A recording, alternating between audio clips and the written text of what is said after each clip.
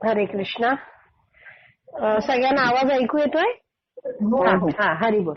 आपण श्रील प्रभुपादांकडे प्रार्थना करूया की आपण भागवतम वाचण्याचा प्रयत्न करतोय, तर ते आपल्याला बुद्धी देवोत समजण्याची. तर आपल्या श्रीमद भागवतमचा 4था स्कंदाचा अध्याय 3 त्यातले 17 श्लोक झालेले आहेत, बरोबर? आणि 18वा श्लोक सुरू होतोय आता. तर हे जे आपण मध्ये एकदा चित्र पाहिले होते बघा, अत्रि मुनींची लीला वगैरे ते बघताना, ते ती चित्र आहेत ना, जी कलर्ड चित्र असतात ना भागवतम मध्ये, प्रभुपादांचं चित्र आहे. त्याच्यानंतर 2 पानं पलटली ना, म्हणजे प्रभुपादांचं गेलं चित्र, मग नारायण ऋषींचं चित्र आहे, आणि मग आहे म्हणजे 1 2 3 4 चौथं चित्र आहे ना, ते शिवजी आणि सतीचं आहे. तर त्याच्यात दिलेलं आहे. म्हणजे आज आपण जे वाचणार आहोत 4.3.18 ते 25 त्याच्याबद्दलच आहे.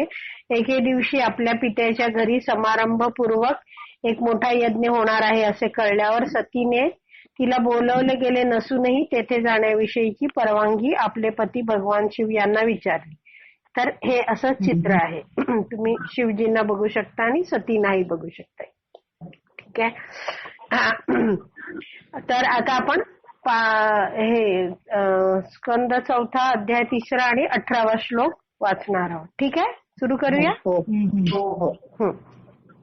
आतापर्यंत काय झालेलं आहे, सती मैत्रेय मुनी विदुराला हे सगळं सांगतायत की सतीने बघितलं की काय आहे, सगळेजण माझ्या बाबांच्या घरी यज्ञासाठी चाललेले आहेत, देवदेवता चाललेत, माझे नातेवाईक चाललेत, ब्रह्मर्षी, राजऋषी, देवर्षी सगळे आपल्या पत्नी नातेवाईकांसमवेत सगळे व्यवस्थित अलंकृत होऊन चाललेत. तर मलाही जायची इच्छा आहे असं ती म्हणते.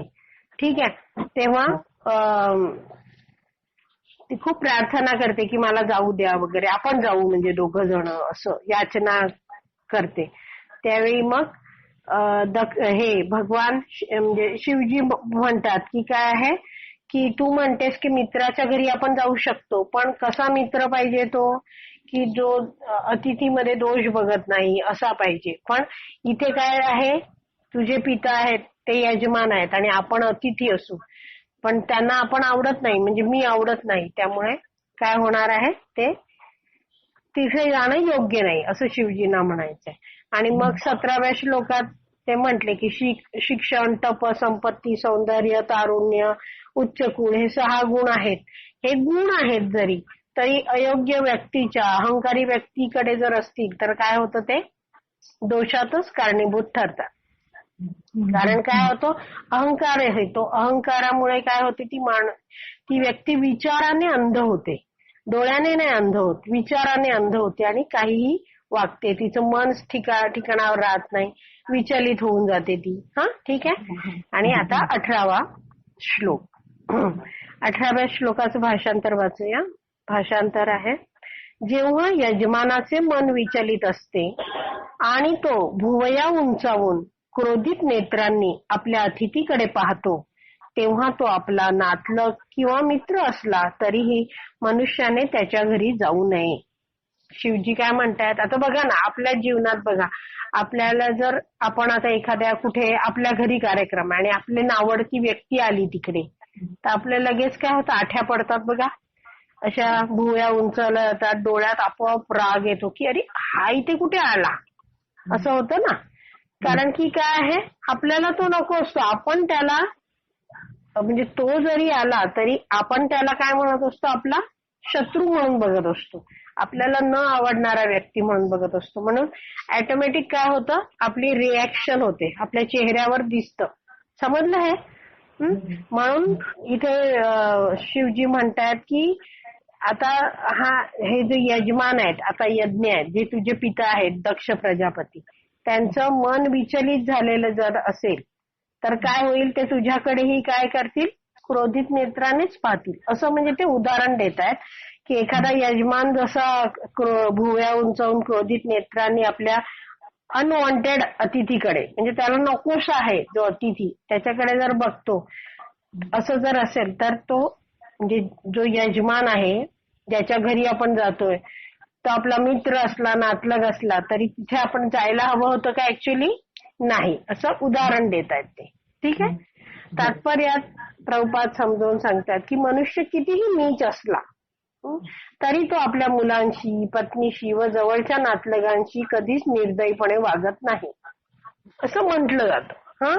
पण आता एक उदाहरण देतात त्याचं, नीच माणूस आहे तसं वाघाबद्दल, की वाघ कसा आहे, प्राणी खाऊन म्हणजे नरभक्षक वाघ किंवा प्राण्यांना मारून खाणारा असा वगैरे वाघाची आपल्या मनात छबी असते, बरोबर. म्हणून प्रभुपाद म्हणतात वाघ पण असतो तो कसं करतो, आपले जे छावे आहेत म्हणजे आपली मुलं आहेत त्यांच्याशी प्रेमाने वागतो. पशु समाजातही काय आहे, लहान पिल्लांना चांगली वागणूक दिली जाते. सती ही दक्षाची कन्या असल्यामुळे दक्ष कितीही क्रूर किंवा दुष्ट असला तरी निदान तो तिला फार चांगली वागणूक देईल असे स्वाभाविकपणे अपेक्षित होते. म्हणजे काय आहे, जर आपण धरलं की मनुष्य आपल्या मुलाबाळांशी व्यवस्थित वागतोच असं जर धरलं तर काय आहे, दक्ष किती पण क्रूर आहे, दुष्ट आहे तरी आपल्या मुलीला तो स्वाभाविकपणे चांगली वागणूक देईल असं अपेक्षित आहे. पण इथे शब्द एक दिलेला आहे, अनवस्थित. तुम्ही जर बघितलं श्लोकामध्ये तर दुसरं जे हे आहे ना अनवस्थित, दुसरी ओळ जी आहे ना श्लोकाची, 18व्या श्लोकाची, त्यात येत आहे की अनवस्थित आत्मनाम असं आहे. म्हणजे काय आहे, जर त्याचं मन अस्थिर असेल तर अशा व्यक्तीवर विश्वास ठेवता येत नाही.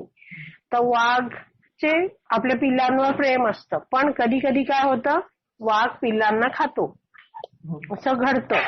द्वेषी लोक विश्वासार्थ नसतात. द्वेषी असतात ते कसे असतात, कायम त्यांच्यावर विश्वास आपण ठेवू शकतो असं नसतं. काय असतात, ते चंचल असतात. कधी विश्वास ठेवण्याजोगे असतात तर कधी विश्वास ठेवण्याजोगे नसतातही. ठीक आहे, असे ते चंचलपणे वागत असतात. अशा प्रकारे सतीने आपल्या पित्याकडे जाऊ नये असे तिला सुचवण्यात आले. कारण अशा पित्यास आपला नातलग मानून योग्य निमंत्रण नसताना त्याच्या घरी जाणे योग्य नव्हते. कारण की त्या पित्याचं जर मन अस्थिर आहे तर त्याच्याकडे निमंत्रण नसताना जाणं योग्य नाही असं शिवजींना सांगायचं इथे. तर ठीक आहे, पुढे जाऊया. 19वा श्लोक. भगवान शिव पुढे म्हणाले, नातेवाईकांच्या निर्दयी शब्दांच्या आघातामुळे मनुष्य जितका दुःखी होतो तितका तो शत्रूच्या बाणांच्या घावांमुळेही दुःखी होत नाही. कारण ते दुःख रात्रंदिवस त्याच्या हृदयाचे तुकडे तुकडे करीत राहते. ते काय, त्यांनी एक तुलना केली आहे की जसं आता एखाद्या शत्रूने बाण मारला तर बरेचदा काय असतं, तो बाण काढून तिथे औषध लावून ती जखम बरी पण होते आणि काही काळाने आपण विसरूनही जाऊ. पण आपल्या नातेवाईकांनी, अगदी जवळच्या व्यक्तीने आपल्याला जर टोचून बोललं तर निर्दयी शब्द वापरले तर काय होतं, आपलं हृदयच तुकडे तुकडे होऊन जातं. आपल्याला फार असा घाव बसतो. शब्द बाण म्हणतात त्याला, शब्दांचे बाण. ते इतके भयंकर असतात की काय होतं, हृदय तुटून जातं. तर मग कसं आहे, अजूनही बघा, आता तुम्हाला जर आता तुमचं वय वेगवेगळं आहे पण एक 10 वर्षापूर्वी तुमच्या एखाद्या खूप जवळच्या नातेवाईकाने तुमचा अपमान केला असेल तर अजूनही काय होतं, आपण ते कधीतरी आठवतो आणि आपण अजूनही मनातल्या मनात म्हणतो की मी त्याला माफ नाही करू शकणार, ते माझ्या अगदी हृदयाला घाव पडलेत. जसं म्हणतात ना की एक लाकूड आहे, सपाट लाकूड किंवा एक दरवाजा आहे, त्याला खूप सारे खिळे ठोकले आणि ते उपटून काढले खिळे.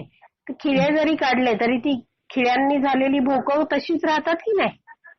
तसे हृदयांना जे वाक बाणांनी म्हणजे शब्दाच्या बाणांनी जे घाव झालेले असतात ते तसेच आपल्याला दुःखी करत राहतात असं शिवजी म्हणतायत. तात्पर्य, ज्याप्रमाणे पुत्र कधी कधी आपल्या माता पित्यांची बोलणी सहन करतो त्याचप्रमाणे सतीनेही आपल्या पित्याच्या घरी जाण्याची व त्याने तिच्या विरुद्ध उच्चारलेले कठोर शब्द सहन करण्याचे साहस करण्याची सिद्धता केली असावी.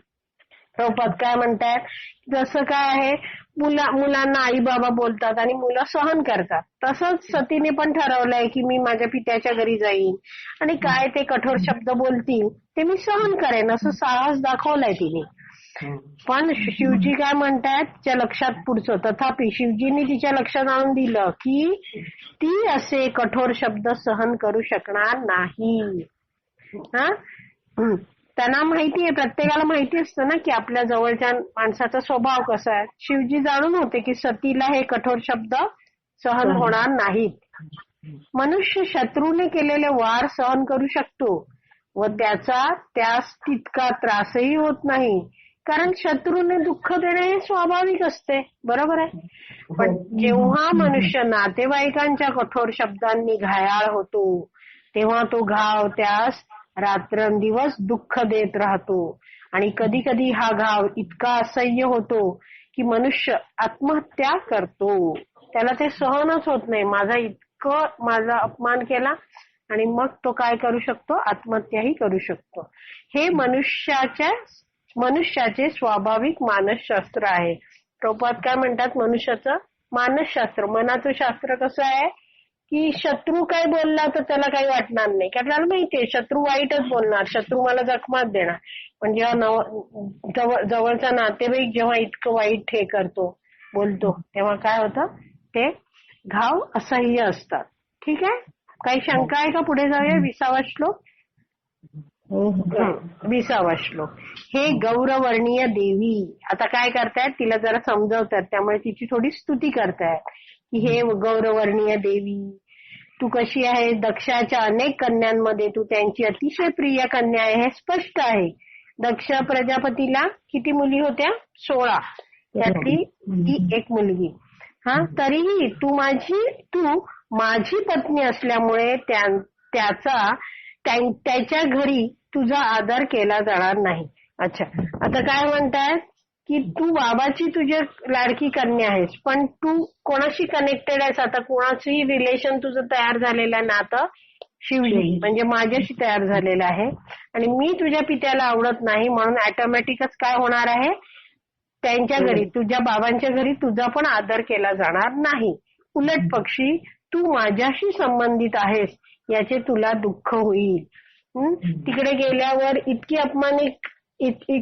अपमानित वागणूक तुला मिळेल की मग तुझ्या लक्षात येईल की अरे हे का अपमान होतोय, कारण माझ्या पतीशी संबंध आहे म्हणून, आणि मग तुला दुःख होईल असं सांगतायत. हे समजलं? तात्पर्य वाचूया.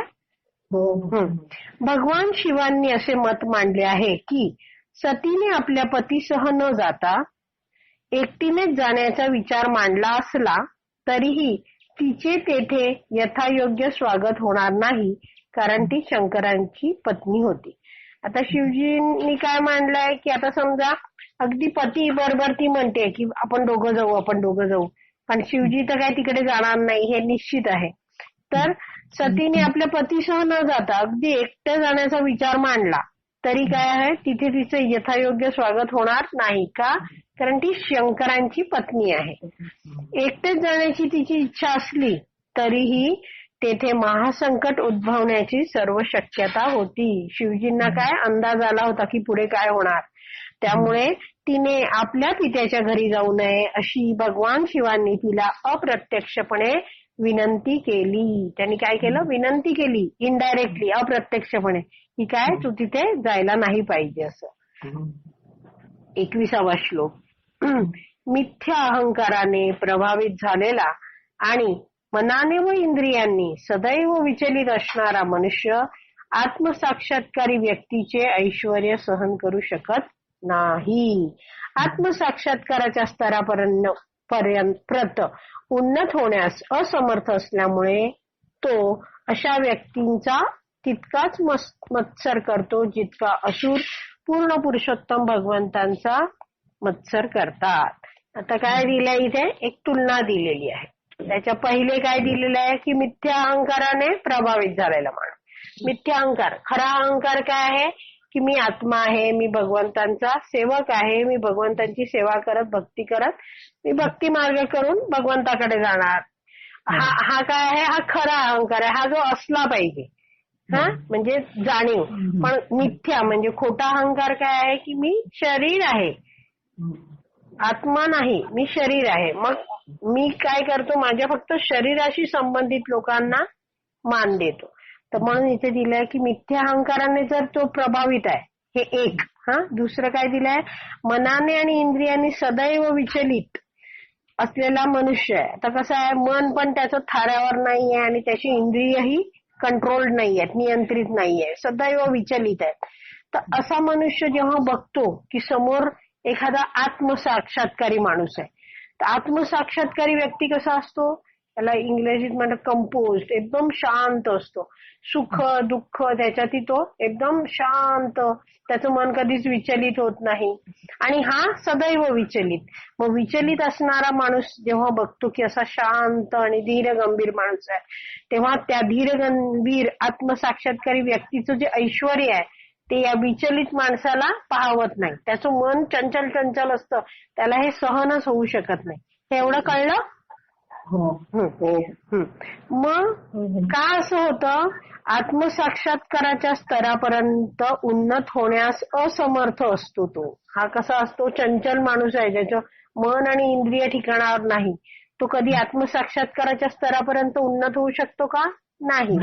म्हणून तो असमर्थ आहे, त्याची ते करू शकत नाही. म्हणून तो काय करतो, जो आत्मसाक्षात्कारी आहे अशा व्यक्तींचा मत्सर करतो, द्वेष करतो, वाईट वाईट विचार करतो.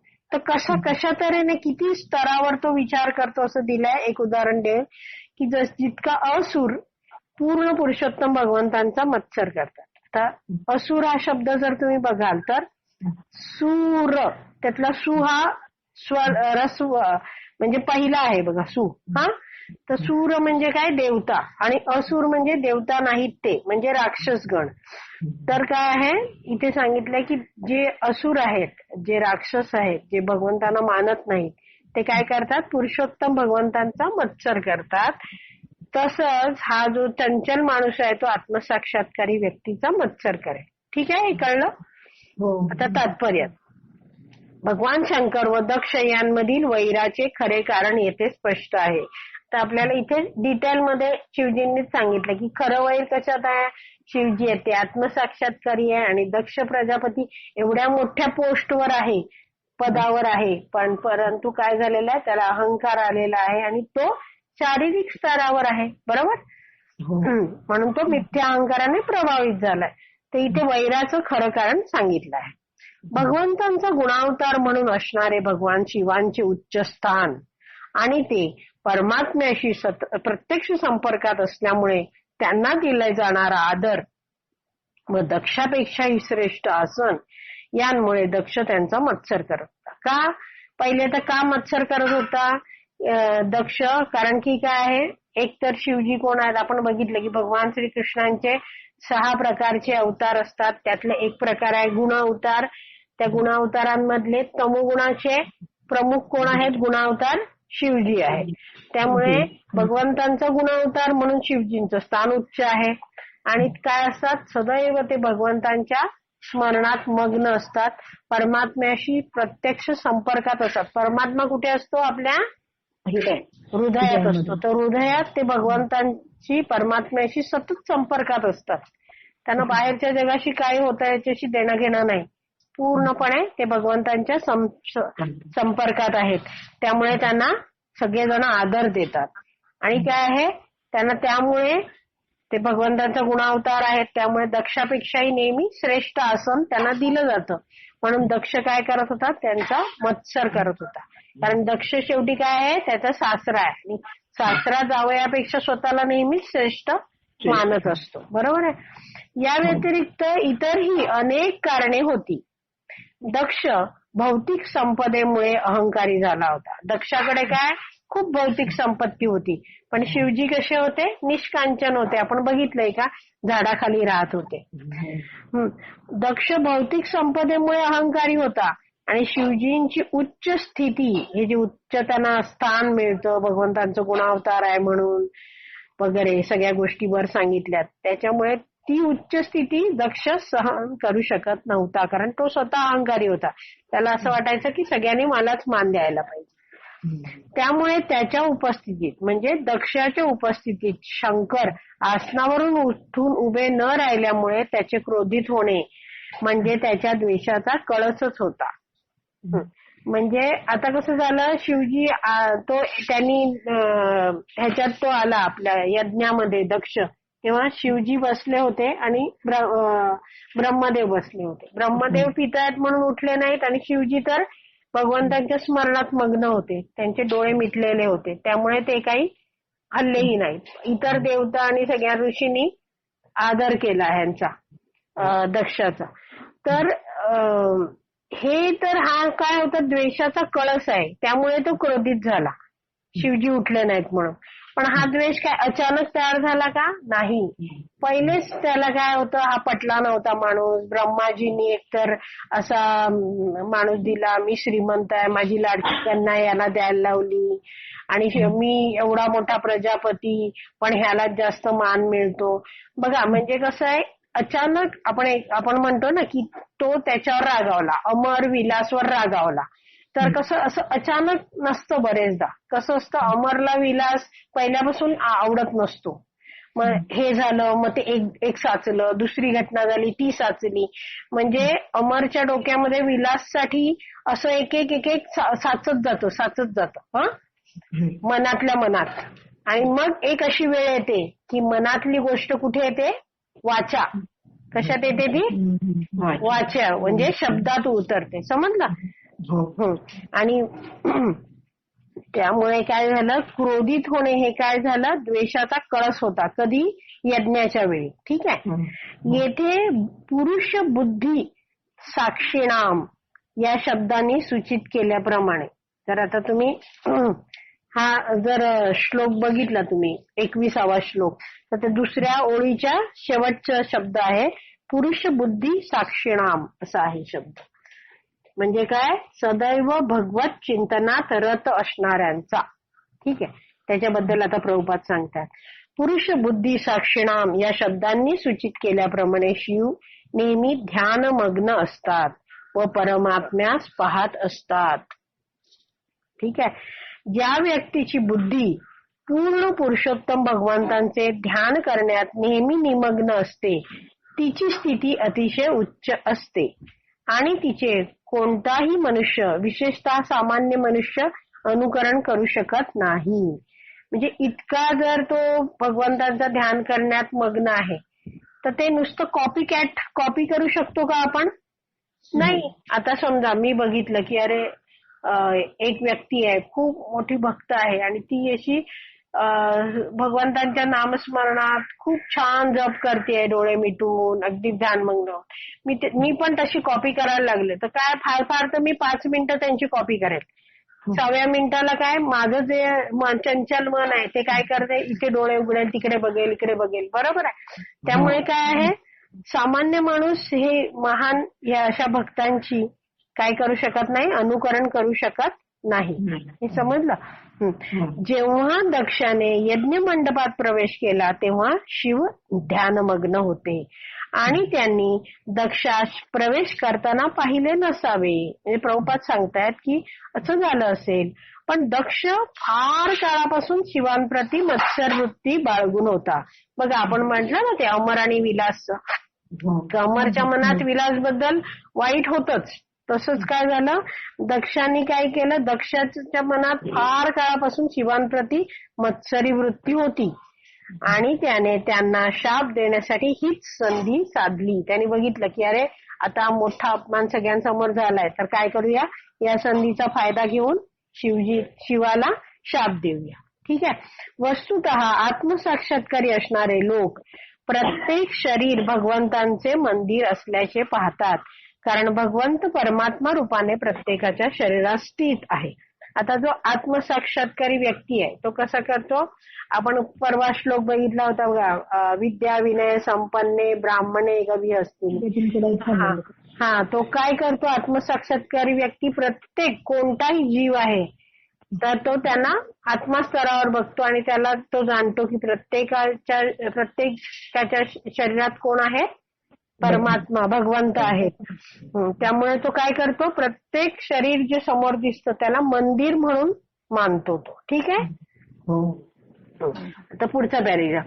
मनुष्य जेव्हा देहाला प्रणाम करतो तेव्हा तो या भौतिक शरीरास नसून, म्हणजे तो प्रणाम जो आहे तो या भौतिक शरीराला नसून त्यात उपस्थित असणाऱ्या परमात्म्यास प्रणाम करीत असतो.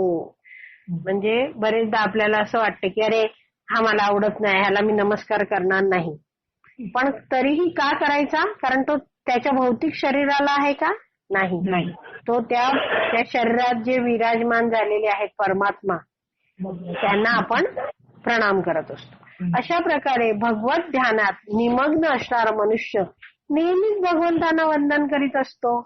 जो खरा भगवंतांच्या ध्यानात निमग्न आहे. निमग्न म्हणजे काय? सतत मग्न आहे. तो काय आहे? सतत काय करत असतो? भगवंतांना वंदनच करत असतो. मात्र दक्ष तितका प्रगत नसल्याने त्याला काय वाटलं की प्रणाम वा वंदन हे भौतिक शरीरासच केले जाते. दक्ष काय शारीरिक स्तरावर आहे, त्यामुळे त्याला काही हे माहितीच नाही. त्याला असं वाटतं की प्रणाम आणि वंदन या भौतिक शरीरासच केले जाते, आणि म्हणून जेव्हा शिवांनी त्याच्या भौतिक शरीरास प्रणाम केला नाही तेव्हा दक्ष मत्सरी झाला. भगवान शिवांसारख्या आत्मसाक्षात्कारी महात्म्यांच्या स्तरावर प्रत उन्नत होण्यास असमर्थ असल्याने लोक नेहमी द्वेषी असतात. कसं कधी लोक द्वेष करतात की भगवान शिवांसारखे जे आत्मसाक्षात्कारी महात्मे आहेत, महात्मे म्हणजे काय? महान आत्मे असे आहेत, त्यांच्यासारखा आत्मसाक्षात्कारी स्तर आपण नाही तिथपर्यंत जाऊ शकत. तर काय करतात? आपण असमर्थ आहोत, तर आपलं असामर्थ्य झाकण्यासाठी ते काय करतात? त्यांच्याबद्दल वाईट बोलतात, त्यांचा द्वेष करतात. ठीक आहे. येथे दिलेले उदाहरणही समर्पक आहे. कुठचं उदाहरण दिलंय? शेवटच्या ओळीत दिलंय ना, असुर कसे भगवंतांचा मत्सर करतात, हे उदाहरण. त्याच्याबद्दल आता प्रभुपाद सांगतायत की येथे दिलेले उदाहरणही समर्पक आहे. असुर किंवा नास्तिक. नास्तिक म्हणजे काय? न अस्ति भगवान इति नास्तिक. न अस्ति म्हणजे नाही आहेत भगवान, ते नास्तिक. आणि जेव्हा आस्तिक म्हणजे काय? अस्ति म्हणजे आहेत. अस्ति भगवान इति आस्तिक. ठीक आहे. तर हे जे नास्तिक नेहमीच काय करतात? भगवंतांचा द्वेष करतात. त्यांना केवळ भगवंतांना ठार करावायचे असते. त्यांचं काय असतं की भगवंत नकोत, भगवंतांनी जीवनात निघून जायला पाहिजे, नाश करायचा असतो त्यांना भगवंतांचा. अगदी सध्याच्या युगातही भगवद्गीतेवर भाष्य करणारे श्रीकृष्णांचे द्वेषी तथाकथित विद्वान आपण पाहतो.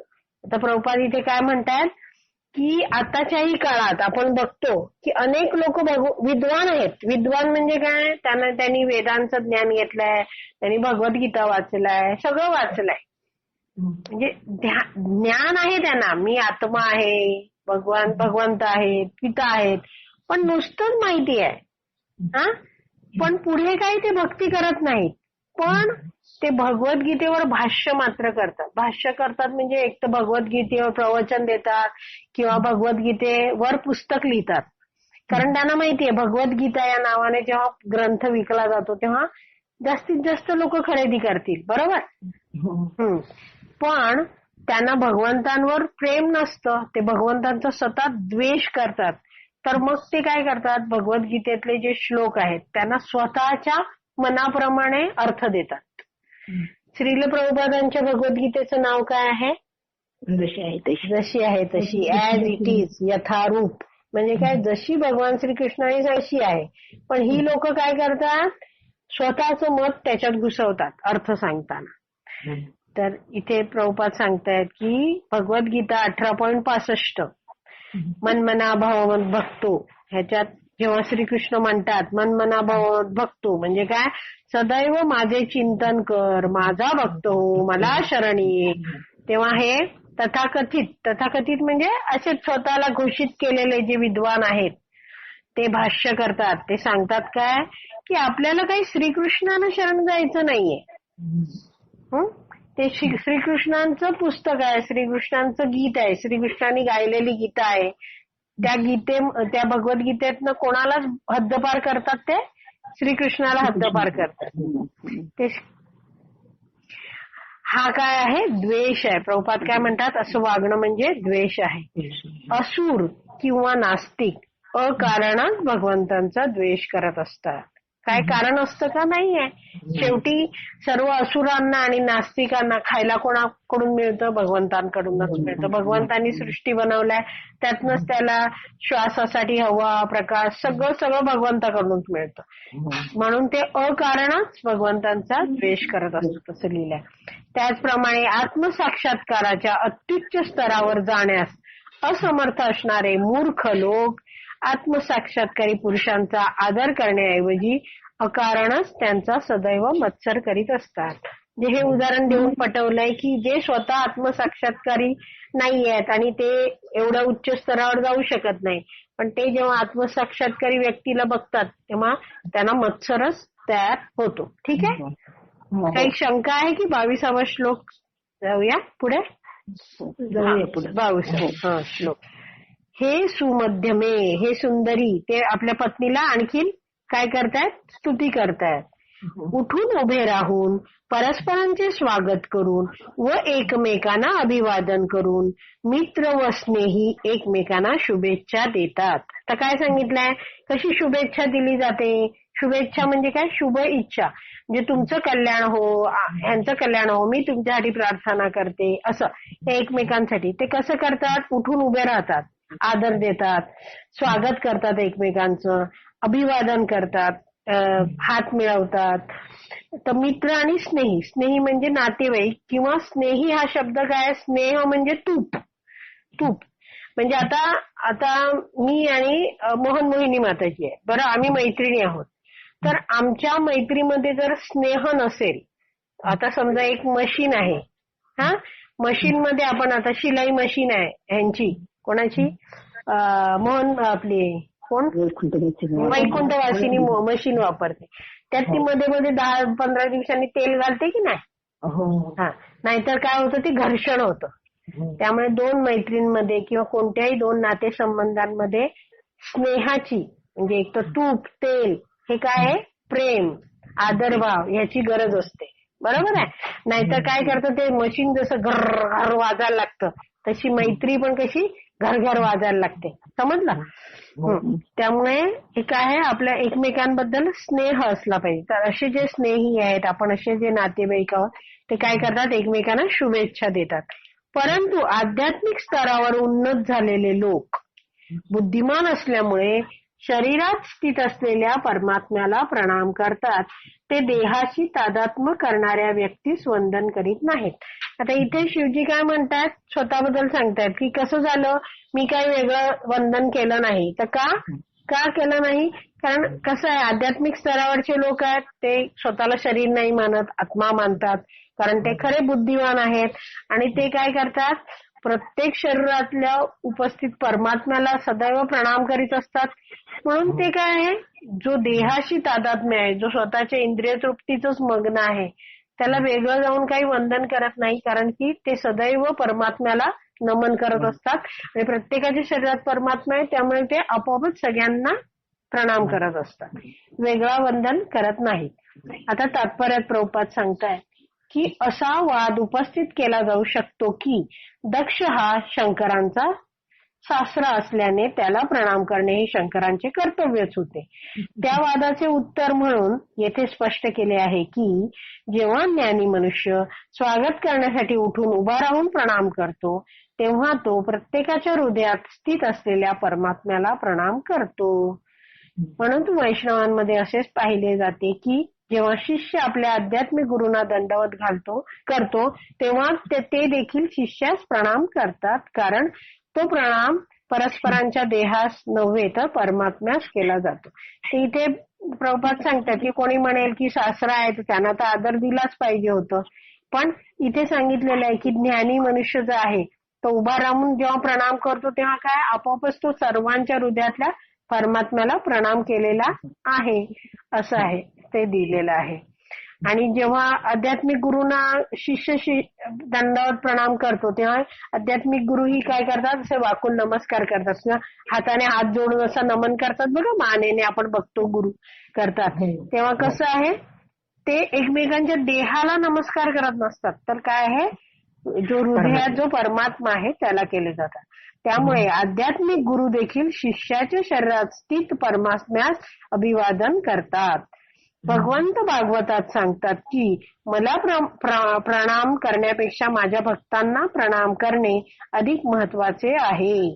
भगवंत काय म्हणतात, असं बरेचदा असं बघितलं जातं की काय, मला फक्त काही लोकांशी देणं घेणं नाही, भक्तांशी देणं घेणं नाही, मला फक्त भगवंतांचा हे करायचं, असं आहे का? नाही.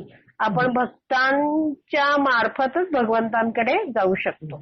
त्यामुळे म्हणून भगवंत म्हणतात की मला म्हणजे भगवंतांना प्रणाम करण्यापेक्षा भगवंतांच्या भक्तांना प्रणाम करणे अधिक महत्वाचे आहे. भगवत भक्त जे असतात ते देहाशी तादात्म्य करीत नाहीत. म्हणजे काय, ते शारीरिक स्तरावर नसतात, ते आत्मस्तरावर असतात. त्यामुळे वैष्णवांना प्रणाम करणे म्हणजे श्री विष्णूंना प्रणाम करणे होय. का असं म्हटलंय की काय, ते स्वतःच्या देहाशी हे नसतात. वैष्णव मानतात की काय, प्रत्येकाच्या हृदयात परमात्मा आहे, प्रत्येक शरीर हे काय मंदिर आहे. त्यामुळे जेव्हा वैष्णवांना आपण प्रणाम करतो तेव्हा ऑटोमॅटिक काय होतं, त्यांच्या हृदयातल्या श्री विष्णूंनाच आपण दंडवत प्रणाम करतोय असं आहे.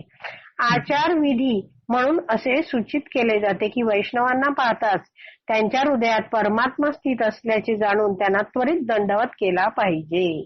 वैष्णव जेव्हा आपण पाहू तेव्हा लगेच दंडवत प्रणाम केला पाहिजे.